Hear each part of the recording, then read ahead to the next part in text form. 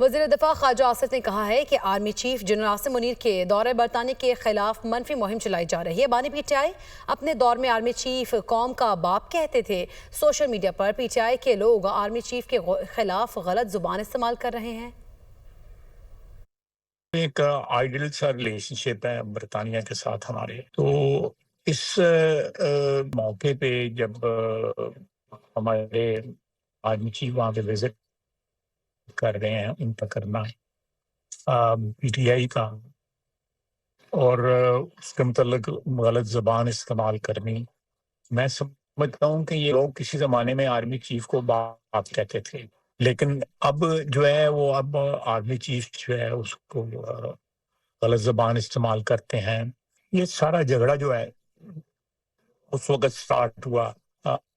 جب فیض کو army chief بنانا چاہتے تھے عمران خان صاحب، اور وہ فوج کو ایک پی ٹی آئی کا ایک ذیلی ادارہ بنانا چاہتے تھے، اور اس وقت سے لے کے اب تک جو ہے پی ٹی آئی جو ہے اپنے زخم چاٹ رہی ہے، اور عمران خان جو ہے جیل میں بیٹھ کے خط پہ خط لکھ جا رہا ہے، ترلے کر رہا ہے۔ عدلیہ جس کو انہوں نے جیب میں ڈالا ہوا تھا، اگر عدلیہ آزاد ہوئی ہے ایک پروسیس کے ذریعے